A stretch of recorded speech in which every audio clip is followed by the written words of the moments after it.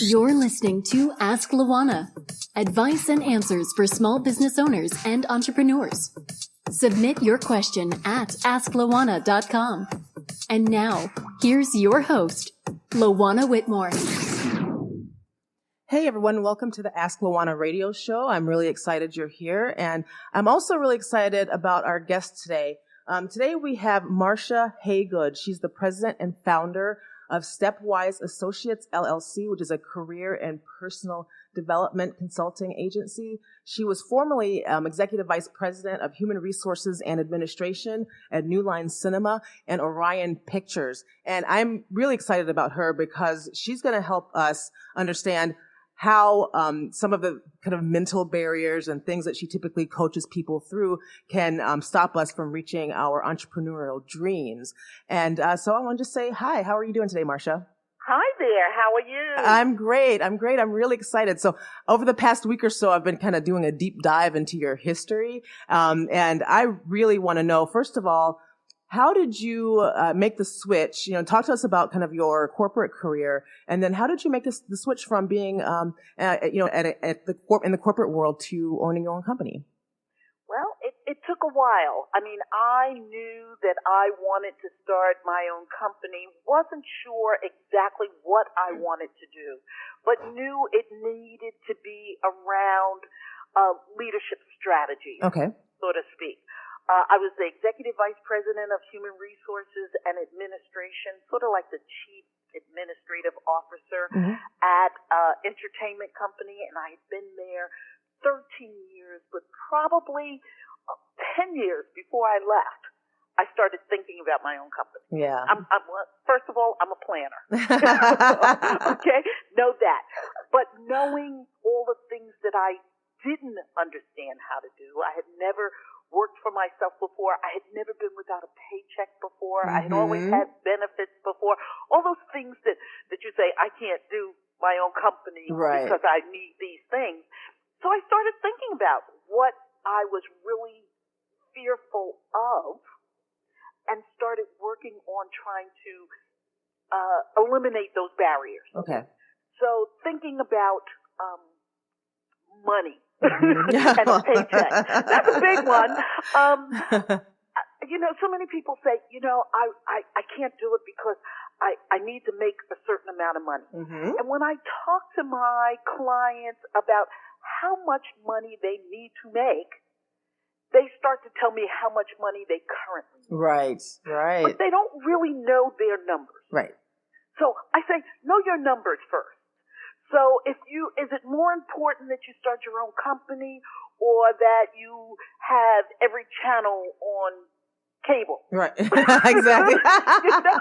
Exactly. Maybe you need to cut down on the cable. Right. So that you can put that much money away towards your business. Exactly. So knowing your numbers, if you're talking about benefits, that was another one where I say, know how much you go to the doctor and you have a medical plan. But if you didn't have that medical plan, what would it cost you? We have no idea. Go to the doctor. We have no idea. Because you never ask. And you never see the bill until it's all done, right? See the bill. That's exactly right. But it's time to start. And usually when you start asking those questions, people will give you answers. It's just they're not used to getting those questions. Right. No. I mean, we kind of just, go through life and spend what we make. We spend what you make. Exactly. We put some aside and we spend what we make. And, when that money's gone, we, the next paycheck and we spend what we make. So that's kind of how we go through life. Next paycheck. Exactly. So I think that is what started me. I started to look at what my fears were and start eliminating them. Okay. Knowing my numbers is important. Right. Knowing what things cost, knowing what I was going to miss out on by not working for a corporate job. Right. Yeah. And then the reason I wanted to start my own business is because I saw so many people, especially women and especially women of color, making some avoidable mistakes. Right. And working in human resources, oftentimes, if they worked at my company, I couldn't even tell them some of those mistakes without getting the company in, it becomes a balancing act. Right. But I was getting all these people that didn't work for the company that I could give them the full lowdown. You can be completely honest, right? I can be real honest with them. And I found that I was really starting to have a following outside of my company. Mm-hmm. And when I decided to give notice to my company, they wanted me to stay. We negotiated a 6-month arrangement. Okay. Which most people would think is 6 months. After I decide to leave, I'm not staying 6 months. But I thought that was perfect. Yeah, sounds like a nice transition. It's a nice transition, and it allowed me to tell people what I was going to be doing. Great. And build up a following. Mm-hmm. And by the time I left my company, I had a waiting list. Yeah, that's awesome. It's really important that, we have a lot of, I see a lot of entrepreneurs that, kind of to your point, don't necessarily have a plan. So they quit their job and then they start making a plan then. Well, in the meantime, what are you going to do? Where's your money coming from? How are you going to get your customers? So I think it's really great that you kind of did that, created that plan, had a wonderful 6-month transition, and then, you were able to hit the ground running when you were done. Yeah, and I can tell you that in March of this year, it will be 11 years. Wow. And so I am very excited that I have missed those marks where new companies, new entrepreneurs fail. Mm-hmm. I've actually made it past those things. Yes, 11 years. You absolutely have. It's 0 to 3 is really where people start to give up. So that's awesome. That's awesome. And so when you think about who your customer is, I know you mentioned women and Black women, but are there any other specific characteristics about your customer that you could describe? Sure. It's usually professional women of color. My target market really runs between 35 and 55. Okay. And the 35-year-olds are on their real climb up. Mm-hmm. And the 55-year-olds are talking about, what do I need to do to be finished with this? Right. I'm about done now. and everything in between. So I do have some male clients. I do have some people that don't fit into those categories. But for the most part, that's my demographic. Okay. So I know you focused on leadership, and the focus of this show is about entrepreneurship, and those two things are kind of run hand in hand. What do you think are the most important things about being a leader, particularly for entrepreneurs, that they need to keep in mind? The thing that comes to mind for me is know your why. Yeah. Why do you want to be an entrepreneur? I hear people say, I want to work for myself because I don't want to work so hard. Well, guess what? You're going to work harder. You are going to work harder, and you're going to work longer hours. Mm-hmm. Yeah. And you're going to always be focused. You're always on. Yeah. So knowing your why, if it's because you don't want to do that, then you're probably in that 1 to 3 year I'm going to fail situation. Yep. Know your why in terms of money. And we talked a little bit about knowing where your money goes, but it also means that you may not make the money that you want initially starting out. You have to have perseverance. Right. And if you don't have determination and perseverance, you're also setting yourself up for failure. Absolutely. And I also think you just have to know, you have to take a self-assessment. Mm-hmm. Yep. You need to know and everything from, and I say this often, everything from when you have the most energy. Is it early in the morning? I mean, that's my creative time. That's when I need to write in the morning. That's when my ideas flow. My time is between 10 and 2. Okay. I've got it down to the 4-hour block of time. Yeah, you need to know that. Yep. And then you need to know those times when you start to sag a little bit. Mm-hmm. And that might be the time that you check you delete those emails. Something when you don't need that brain power. Right. So you need to pay attention to self and take care of self. So I'm sorry, go ahead. No, and I was just going to say, once you can do that, then that starts the process as well. Mm-hmm. So when you were planning your organization and you decided to leave and made that transition, how did you know when you were successful? How do you define that? Success is hard to define. For me, it's not about money. Okay. And for some people it is, Mm-hmm. and I don't fault them for that. But for me, I like to be around healthy, happy Black women. Okay. Or healthy, happy women Mm-hmm. in general. I want people around me who teach me something, who inspire Yes. me, who make me think. So I want to help them get there. Right. The happier they are, the happier I am. So success for me is around building people's confidence, That's about great. inspiring people, about empowering people, about sharing what I know and hoping that they'll share it with me, because I want to bust the myth that we don't help one another. Right. Or that we're not happy, or And then we're not happy, right? And then we're angry, and then we hurt Exactly. each other, and all of I want to bust all of those myths. Yeah, exactly. So that's what success is for me. Okay, so then at Stepwise Associates, what's the customer journey look like? What could I expect if I were to call you or email you? What does that look like? Good question. It means I talk to you a little bit about what you're trying to accomplish. Okay. I want to know what your objective is. So I do a 15, 20-minute discovery call on why you're calling me. Mm-hmm. What do you think I can help you do? And then if you decide to work with me, we either do one of two things. We either do a one-time sort of rinse my brain. Okay. I have this problem. I need help. Tell me what you think. Let's talk about it. Let's work it out. And I'll be the sounding board and the advice giver. I call myself the strategic thinking partner with you. Or you do a longer program with me, minimum 3 one-hour sessions or longer, where we're going to sort of go through a process of doing that. And I become the person who sort of listens, who asks you what you're trying to accomplish, to talk about alternatives, what you've done already, what you want to do. Have you tried this before? Did you know about this resource? And I give homework, by the way. Okay. Oh, wait. Wait a minute. And I want people to know that it's about them. Right. Because we oftentimes don't, we're not very, we're not very trusting. True. So of ourselves or other people. Of ourselves or other people. Mm-hmm. So I want people, I want my customer to know that they can trust me. Everything they tell me is confidential. I put that in writing to them. Great. To say, everything you tell me is confidential. There's no wrong answer. I'm on your side. Just tell me what you really want to do. And let's do this.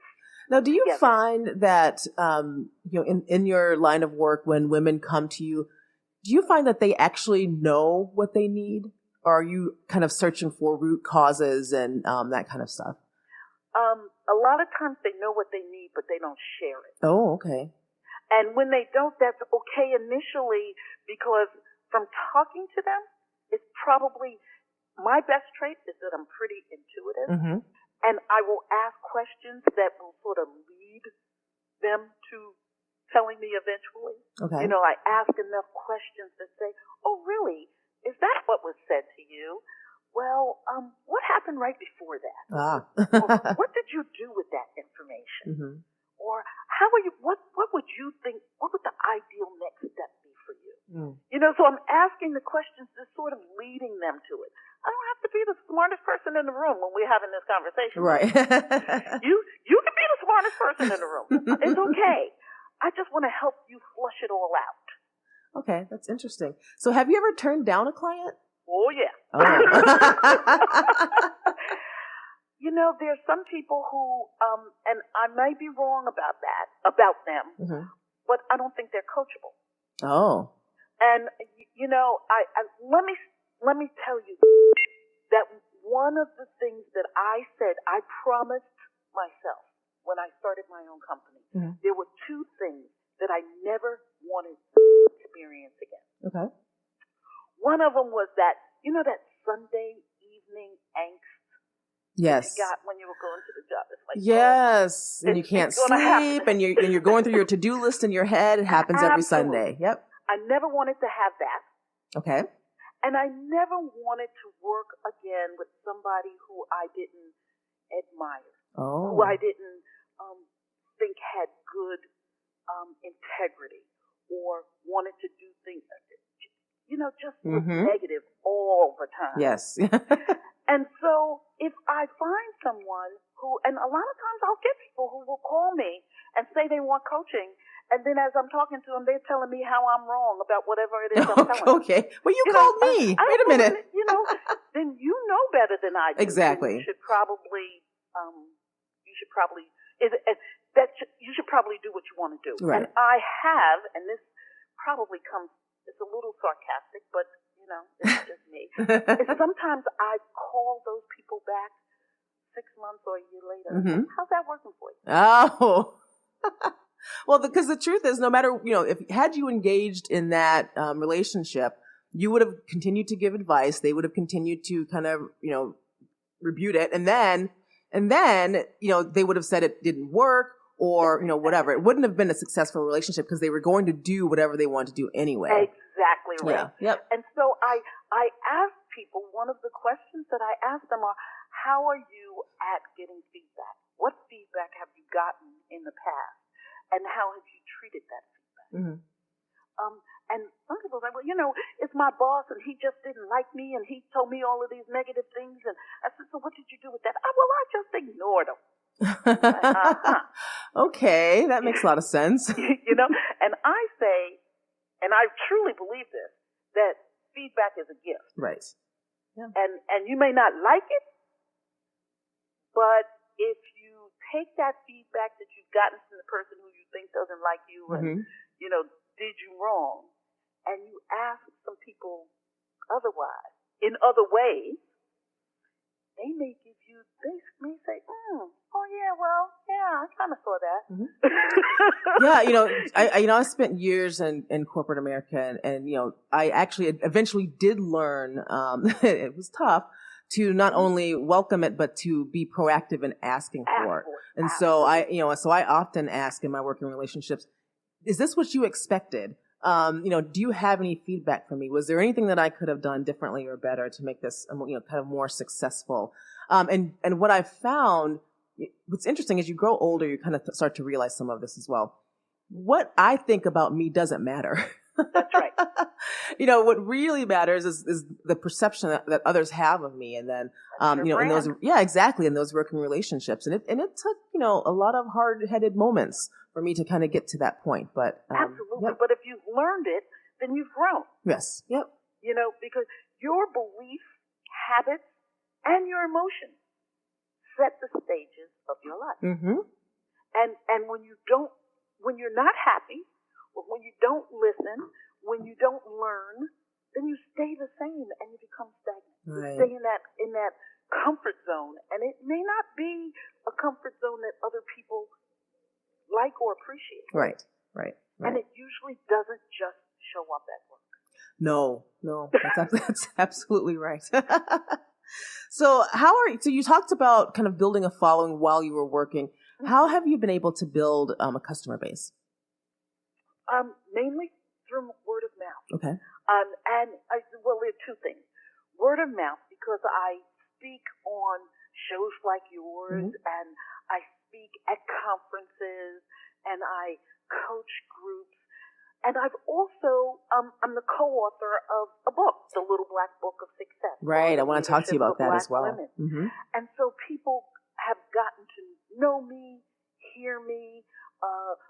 A friend and I started an organization in New York called Black Women of Influence, where we have women just come and meet one another and share with one another. Mm-hmm. Our tagline for that organization is helping each other win. Wow. So I live my brand. That's great. and I think that's what's gotten me the following. Yeah. Yeah, I think that's great. It's funny because I kind of had a similar journey as you did, being in corporate America and then eventually kind of diving deeply into what I wanted to do. And, to your point, I made a decision what I wanted to be known for. And outside of my corporate life, I lived and breathed that, almost kind of to, what you're speaking to. And people, have started and did start to recognize me as that person. I talk about entrepreneurship. If you want to start a business, you need to talk to Luana. So, that's, so it really is. And I actually did a speech, to the National Association of Black Accountants, the student chapter here at the University of Minnesota, about branding. And it's really important for that brand to be consistent. And when we're talking about online as well, so I shouldn't go to your Facebook page and you're talking about this, or on your Twitter, you're talking about that show last night, and then on LinkedIn, hey, it's all about entrepreneurship. You really kind of need to be very consistent with that. Exactly right. Yeah. So do you remember your first sale, your first client? Yeah, I actually do. And would you believe it was my first paying client? Yeah, that's important. Was a man. Oh, wow. Okay. How did he find you? Someone, his wife had heard about me, and he was having some issues and at work, and she said, well, you should talk to a coach. I know a coach that, a woman who's doing some coaching. She might be able to help you. Mm-hmm. And it was just one session, but it was a paid session. Mm-hmm. And I have to tell you, it went very, very well, and we've stayed in contact. That's great. Since then, and he's gone on to do some really great things. Awesome. But can I tell you that the majority of my first paid clients were white women? Okay, that's interesting. I didn't think it was unusual. Okay. Because I think that all of them, at least that contacted me, were used to investing in their own development. Ah, yeah. Oh, that's important. They were used to investing in their development, and so they, paying for a coach was like, okay. Yeah, that makes sense. I pay for my therapist. I'll pay for my coach. So then, how do we change that mindset in the African American community, where it is important for us to invest not only time, but, potentially money into making ourselves into the person that we want to be? All we can do is keep talking about it. Mm-hmm. And again, like I said, and I know so many entrepreneurs are like this, that everything is not about money. So things that are important to me, I try to give back in my community as well. So, it's not like, oh, Luana wants me to talk on her show, then I wonder how much she's going to pay me. Right. It's about, let's share this, Luana. Let's share this information. And let's tell as many people about it as possible. Mm-hmm. Let's meet them where they are. Right. Yep. So I've gone into shelters. I've gone into places where women have been addicted and are coming out of that, have been in prison and are coming out of that, and say, you know what? There is another way. Awesome. You have to be ready for it. Yeah. And some of them are, and some of them aren't. But I can't assume that they won't be ready for it. So there are really kind of a couple of really important points that I want to make sure that I reiterate that you made. The first one is, when people ask about, how do I get my first customers? How do I start to build a client base or a customer base? And oftentimes it starts with those people that you already know. Right. And particularly in the coaching, consulting, those kinds of worlds, start with people you know. And also think about avenues where, to your point, you can share the information, put a little, something, idea in someone's head, and they can remember, and someone will potentially eventually come back to you and say, I remember when I saw you here, I'd like to talk to you about this. Or they will refer someone else to you because they remember what you said and what you taught them. So those are really two very important points. You don't always have to get paid. That's right. Now, if you have a business and most of your engagements are not paid, that could be a problem. That's a problem. But you don't always have to get paid. Sometimes it is just about sharing the information. So as I said, I kind of did, some research on you online, and I see you're on YouTube and Twitter and Facebook and LinkedIn. How important has social media and this content been for your business? I don't know that I can evaluate that with metrics. Yeah, that makes sense. I can tell you that I ask people when I'm getting a new client or when someone is contacting me how they learned about me. Okay. And oftentimes it's word of mouth. Mm-hmm. It's usually word of mouth. Okay. But they've done just like you've done. Mm-hmm. They've then gone back and researched. Right. So I need to be on those social media sites so that if people want to get firsthand something about me, they can. Right. So LinkedIn may be for businesses, and I may get most of my speaking engagements because organizations would have gone there for the business versus going to the Facebook. Mm-hmm. Okay? They may go to, they may have seen something that I tweeted about. My Facebook leads to my Twitter account. Right. So they may see something on Twitter and say, I want to know more. Let me go to her website. Yes. Yeah. Or they may ask me a question and I email them back and my YouTube link is part of my signature. Okay. So it's hard to say which one of those has been best for me. Mm-hmm. I think that those are the ones that I use often. Okay. I don't use some. I don't use Pinterest, for example. Yeah. Yep. I don't see how it works for me, and I have never heard anyone say to me, "Oh, well, you weren't on Pinterest, so I didn't call you." You weren't posting about your dinner last night with the pictures. Tell me what you ate. I didn't call you. It just depends. I think that you get comfortable and get good at. I think you build on your strengths. Right. Yep. And that goes across the board, whether we're talking social media or whether we're talking how you work and what you do. Build on your strengths, and those things that you're not good at, either delegate them or get better. Oh, yeah. Or decide that you don't need it, right? In some cases, yeah. And that's really a lot of what my social media strategy has been about. I surveyed to what you just talked about, all of the options, and decided that Instagram and Pinterest were not going to be for me. They didn't really make sense for my business, nor did they make sense for my lifestyle. They're a little bit too intensive. And so I couldn't automate them the way I could automate Twitter, Facebook, and LinkedIn. And so I knew for me to kind of be consistent, it had to be able to be automated. Yep. So it's really important to make that assessment when you're talking about your social media strategy. So do you have any partnerships, with Stepwise Associates? Do you partner with any other organizations? And how did you determine if you do, how you were in a partner? I have not partnered with anyone other than on a one-off basis. Okay.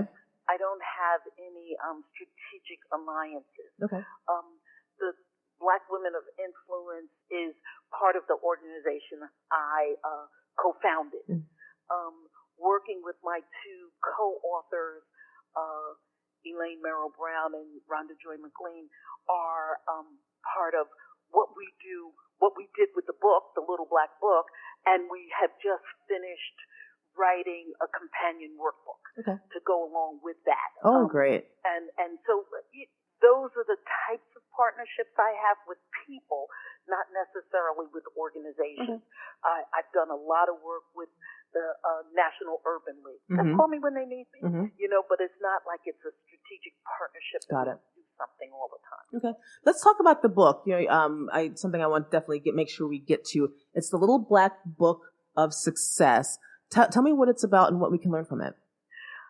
It's Laws of Leadership for Women. It's 40 short chapters, and those chapters are based on things that we know and do, and sometimes get in our own way. Never. It never happens. Sometimes we sabotage ourselves, believe it or not. So we actually talk about things that my co-authors and I have experienced and seen people make mistakes. And we've made mistakes. And we talk a little bit about them. Each chapter is broken up into, this is what the issue is, the cultural code, which is these are sometimes how we sabotage ourselves. Mm-hmm. And we end every chapter with 4 or 5 bullet points that we call mama-isms. Oh, mama-isms. I love that. And mama-isms are things that we've been told that we just thought our mothers and grandmothers just said. Yeah. You know, those phrases they just said. So instead of using those things, because they really did know this stuff, mm-hmm. To say, oh yeah, that's right, I have heard that before. Exactly. And this is how I can use it in business and in life. Right. And an example might be, don't let your emotions get the best of you might be the chapter. Yeah, okay. And one of the bullet points might be, our mothers used to say, don't you come out of that room until you fix your face. Oh, yes. Okay? So that means don't wear your emotions on your sleeve. Right. Be strategic. Huh. Now, we didn't think of it in that way. No. But that's what it meant. Yeah. That is great. So, it's 40 chapters. I love that. Of just that. And we just did the workbook to sort of say, tell me a time when you did that. Remember a time when you did that. Okay. Now that you know about it, how would you handle it? How would you do it differently? What are some of the things that push your buttons? That's one of my favorites. Okay. I want to know, I know what pushes my buttons now. And you know how you come home and you say, what I should have said is... Oh my gosh. After the fact. After Okay. the fact? That's when all the good ones come, right? Right. Well, you know it's going to happen again. Yes. True. So why not document it and practice it so the next time it happens, you can really say that. Wow. Or you can really do that. Now, talk to me about your other book. You have another book out, right? Speaking of Success was the first thing I've written, and it was only one chapter in an anthology. Oh, okay. Well, Speaking of Success, and it was a total fluke. This talks about being in the right place at the right time and saying something to people that you wanted to do. You know, speaking what you seek. Okay. Speak what you seek. Yes. And I had gone to a session where this woman kept saying to me, you need to write your business plan. Mm-hmm. And to me, writing a business plan was really all about getting funding. Okay. And because I wasn't looking for funding, I didn't think I had to write a business plan. Listen to what she's saying, people. I thought, I don't need any money. I saved my money. I'm ready to start my business. Mm-hmm. I'm doing this and this. And she said, no, Marsha, you cannot be part of this session, this class, unless you write a business plan. Okay. So hesitantly, I tried to write the business plan. Mm-hmm. Now, understand you don't have to do this big and, plan that's very complicated. I got a template that asked these business plan questions Mm-hmm. and filled it out. Okay. And I took it back to her, and she said, oh, girl, you are not thinking big enough. Cut it out. Yeah. You know you can do better than this. Mm-hmm. And in that discussion, we ended up talking about writing a book. Okay. And she said, eventually, you should write a book. And I was like, I'm not a writer. She said, it doesn't make a difference. No? Write it anyway. Write a chapter. Yep. Write an article. Write something. Yeah. And Absolutely. And I added that to this plan. Left there and went to lunch with someone that same day Wow. and was telling her about how this woman had told me I should write something.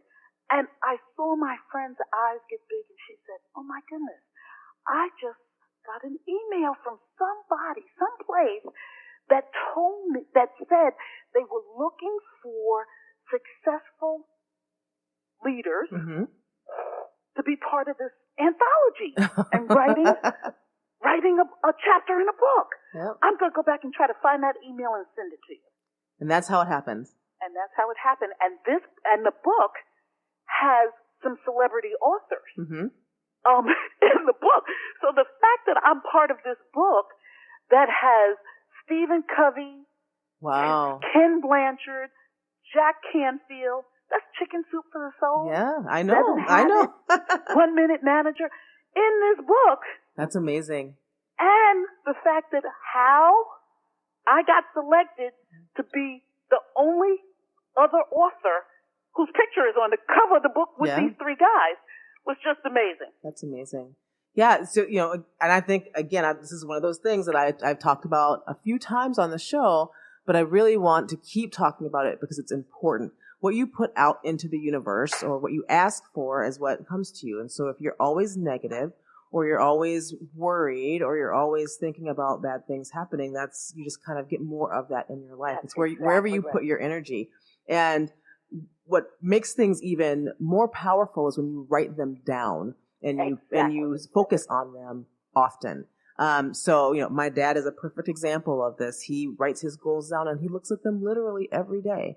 I have a vision board and that I update once a year and I look at it and it keeps me mentally tracked on what I want and, kind of keeps me focused on that. And then your point about having written the business plan, if you had not written that business plan, you wouldn't have had that discussion. You wouldn't have figured out what you needed to do with your business. And, there's a trend now, for entrepreneurs to just kind of jump in or just kind of write what they call now a one-page business plan.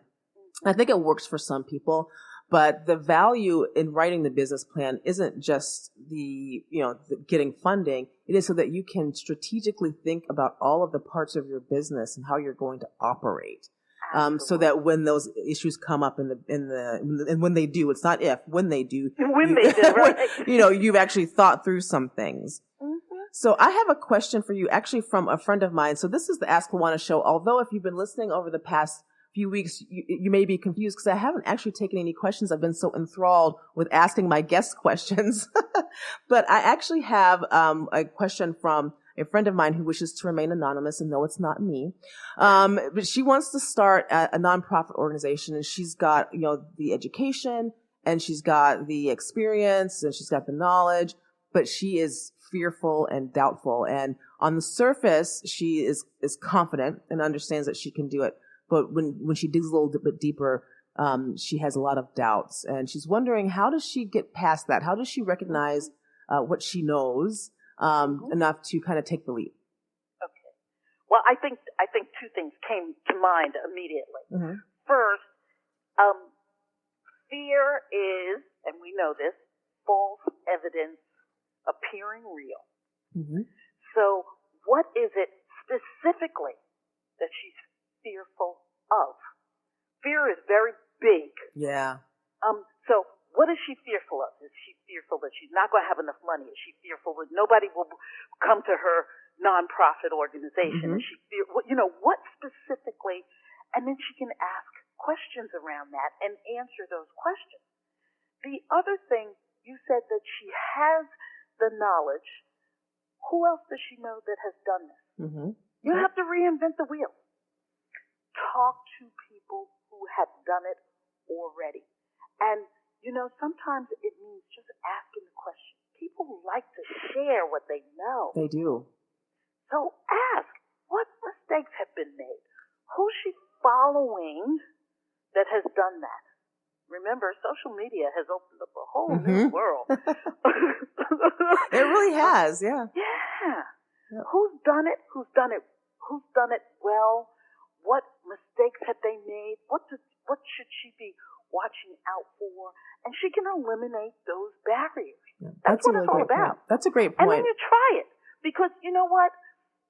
In order to be a successful entrepreneur, you have to be willing to take some risk. Mm-hmm. Prudent risk. Yeah. They're prudent risk, but you have to be willing to take some risk. And if you're risk adverse, that could be your biggest problem. Yeah, go get a job, maybe. Go get a job. Yep. In government or something. Exactly. There's going to be routine. Pension. Last a lifetime maybe, but those kinds of things. But if you're willing to take some risk, willing to fail, because failure teaches you something as well. Mm-hmm. Yeah, it does. You can learn as much from failure. Not that you like to do that, but you learn from failure like you learn from success. Yeah.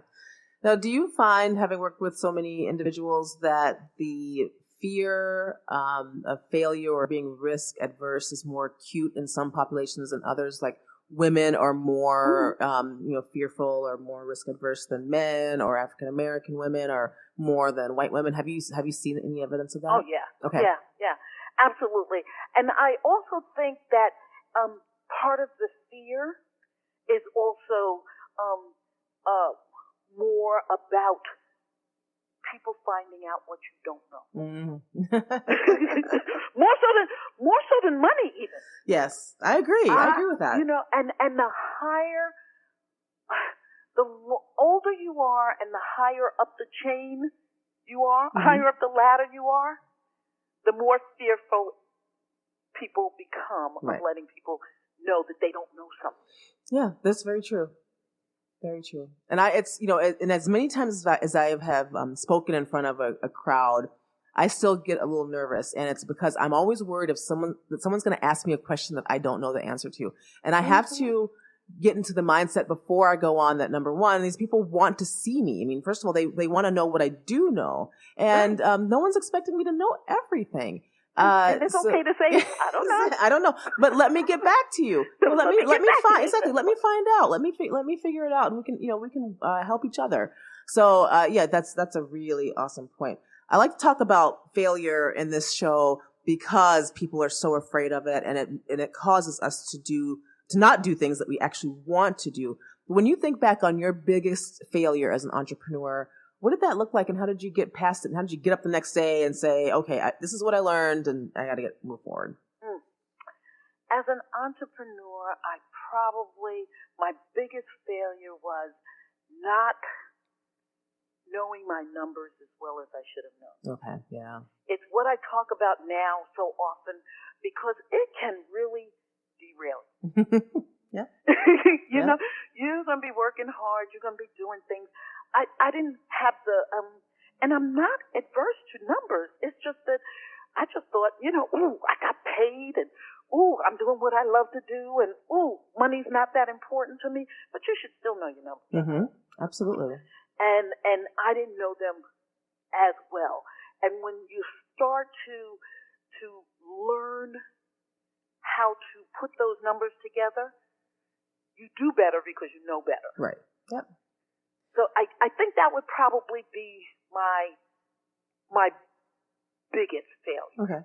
Yeah, as entrepreneurs and business owners, we can definitely take a tip from large corporations, where the numbers are always front and center. Every week you're getting an update on what the numbers are, and it's broken down by department or by division or by product, type. And, the reason for that is that they want to try to see problems before they become big issues, and then you can't fix them. So if you're constantly looking at your numbers and you're constantly understanding what your budget is for yourself as well as for your business, looking at your cash flow statements or whatever they may be, you can start to see, wait a minute, this doesn't look quite right. Let me dig into this before I don't have, any reserves in 4 months.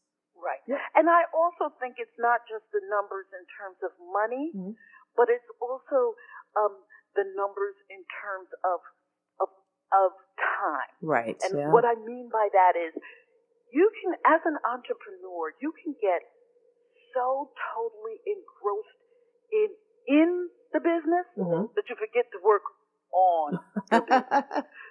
Yeah. So you could be there working hard and doing everything, and people say, wow, I haven't seen you in a long time because you haven't been networking. No. Yeah. Trust me, that's on the business. Yes. It's you have to be able to sell all the time. Right. True. Yep. And as coaches and consultants or speakers, anyone that kind of is working where you're literally trading your money for time or your time for money, that can really, really get away from you because, because you're spending, all day, speaking with clients or speaking at an event, and you're kind of trading your time for that money. The operations part kind of gets lost. So Absolutely agree. And so if you had to do anything differently in your transition from corporate to an entrepreneur, and I like to focus on this because so many people are in that space where they're trying to launch while working. What would you have done differently making that transition? It sounds like you actually did a really great job. So it seems like things all aligned for you, but was there anything you'd do differently? Wow. If not, I mean, being a planner probably was really something that helped you make it so successful. So, yep. For me, and this is just me, I did some of it, but not as much as I wish I had. So this is one. I wish I had taken better advantage of right before I left in the corporation, utilizing their time and money to get some of the things I needed. So an example of that is one that I think of. I would have joined some of the organizations that I look at now that I can't really infiltrate. Yeah. Because I'm not a corporation. Exactly. I wish I had joined those before. Okay. Yeah. I could have definitely joined it. That's a really ELC, great point. Yeah. The Executive Leadership Council. You couldn't join as a solopreneur. Okay. But you could join when you were an executive in a corporation. I should have joined before, because then they wouldn't kick me out. So I wish I had done that. I wish I had been on a couple of other boards. Okay. Because I can't afford to give or get. Yes. Yep. As a solopreneur, but right. I would have been on the board already. One of the things I did before I left is I took every internal course and certification that I could. Yeah. Those kind of things. Yep. And I was kind of, to your point, planning as well for a couple of years. And I just went through our leadership academy, internal courses, and I just started going to class, and I started getting these certifications because I knew at some point that I was leaving and that those things would be important. So, yeah. Absolutely. Yep. So that's definitely what I would have done. That's definitely something that if you can, you should do. Okay. So, what is your life? As a solopreneur, as an entrepreneur, and a coach and a consultant, what's a day in your life like, or a week in your life? What does it look like? Oh, nice. I'm smiling. First of all, you should know that one of the things that I planned, I'm a native New Yorker. Okay. And I happen to be in New York right now, and it's cold. Well, we're in Minnesota, so. Oh, yeah. Okay. I can't even talk about cold with you guys. No. But under normal circumstances, I base myself in Florida. Okay. In the winter. So I have a place in New York and I have a place in Florida, and I can coach from anywhere because most of my coaching is done over the phone. Awesome. And then I can travel anywhere from wherever I am. So one of my goals was to work in a warm climate. And I do. Great. I have an office in my home, so I don't have to commute very far unless I'm traveling. And you can write it off. And I can write it off. Don't forget that almighty tax. Exactly. Having an office is not all that great. That's right. So I can do that. Okay. My day is spent. I don't sleep an awful lot. I have pretty poor sleeping habits. I'm trying to get better with that. But I'm a morning person, so I can get up and write overlooking palm trees and my pool. Okay. Nice. In the summer. And in the winter, when I'm at the place in New York, I'm also over the water, which I love. I live, my apartment faces the Hudson River. So I get to do that. It's a pretty fun life, I have to tell you. That's great. I am blessed. Sounds like it. I am blessed, and I am very grateful for being blessed. I have a wonderful husband. I've been married almost 32 years. I have sons that are grown out of the house. I heard you say one time that your daughter was getting ready to go to college. I'm like, been there, done that. Yeah, she's at Arizona State, doing awesome things, 4.0 screenwriting, and she's just, it's, but, I think when she did leave to go to college, I had the opportunity to really kind of buckle down and accomplish some of the things that, because I was able to refocus a bit. Absolutely. Yep. So I commend women and men who are able to have, a full family at home and still launch a business. It's got to be pretty tough. Yeah. And my husband has his own business as well, so he can go to one part of the house and I can go to the other, and we have an intercom and we can call and say, "You want to have lunch?" Type thing. So that's good. And I do, and I travel. Mm-hmm. Yeah. And my husband owns a travel agency. Oh, that's great. And we travel the world. That's amazing. And the one thing that you have to get to be able to do, it was one of the things that I've gotten pretty good at, mm-hmm. is I unplug. Yeah. Oh, I'm awful at that. I actually unplugged. Last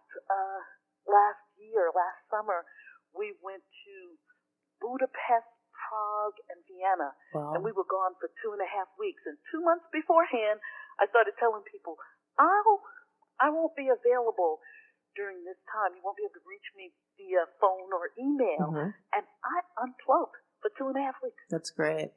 That's great. And it's something that we don't do. I know I'm very, very bad at that. At unplugging, putting down my phone or even just walking away from it. It's almost got to be on my hip. And, like if it's not right there, I'm like, wait, where's my phone? Where's my phone? What if someone called me? What if I got an email? But I also know on an intellectual level what that's doing to me, right? Yeah. And so I think it's really important that we understand it probably ruins my sleep. I have a client who's a sleep health specialist, and she's going to be on the show in a future episode. And she talks about it all the time. That blue light that we're always looking at, whether it's on our TV, our computer, or our phone, it affects, how we think and, how we sleep. Absolutely. I know this, but I still can't quite get there. Yeah. I actually cut my cell phone off usually about 8:30 at night. Wow. And I told everybody that. And I also did that when I was working in the corporate arena. Okay. Because I think that you teach people how to treat you. Yes. So now that you've told people, they might send you something, mm-hmm. but they don't expect you to respond. Exactly. And they may figure it out on their own. And they can figure it out on their own. They might just do that. If it's a real emergency, they'll find you. Mm-hmm. Exactly. They will. Very true. But I haven't run across one of those where it's been a real emergency. Mm-hmm. It's been like, boy, I wish I could have spoken to you because that happened to me. It's like, how can I help you today? Oh, you figured it out? Okay, you then. Figured it out? Oh, how did you handle that? I'll remember that for the future. No, it's, and as a young person entering the corporate world, it's hard to get there. And it's hard to, delineate between what's work and what's home and set your boundaries. It's really hard. But as I grew older and, in my organization, I definitely kind of got to that point where I was asking the question, are children dying? No, then it's probably not life or death. It's probably not that important. We can kind of relax a little bit and figure this out. Or it can wait till tomorrow. And oftentimes people don't really expect you to respond. They just want to get it off their chest. Exactly. That's a good point. I say, you know what? Get it off your chest because my phone is off anyway. Right. I don't care. I get it off your chest, but I'm not going to respond. And even those times when I have turned it on and I see it, I tend not to respond. Okay. I get up and like I said, I don't sleep all the time through the night. So sometimes I'm up at 4:00 in the morning, doing things. But if I write things at that time and I put it in draft, mm-hmm. and then at 7:30, 8:00 in the morning, 9:00, I hit the send. And you can't get the response. Because, right. I wanna send it to them in my real time. Right. I'm teaching people how to treat me. Great. That's awesome. So they've asked me this question at 11:00 at night. I might have responded mm-hmm. at 3:00 in the morning, but I'll respond. I'll send it at 9:00 in the morning. They've gotten the answer. Right. That's great. So if you were conducting this interview, what question would you have asked? What did I miss? Anything that you want to teach our entrepreneurs? Yeah. I'd say, what's next? What's next for you? So what's next for you? I should conduct my whole interview like this. So what question should I ask you now? What's next is reevaluating my company. Okay. It's been run successfully up to this point. What would I like to do more of? What would I like to do less of? I'd like to speak more. I'd like to do more public speaking. I'd like to speak at more conferences. I love training sessions and facilitating workshops. I'd like to do more of those. So my concentration starting this year is to do more of those. It means, either joining a speaking organization that finds speakers, speaking events or things of that nature. I'd like to do more of that. Okay. So I want to give you a chance to give everyone kind of your contact information.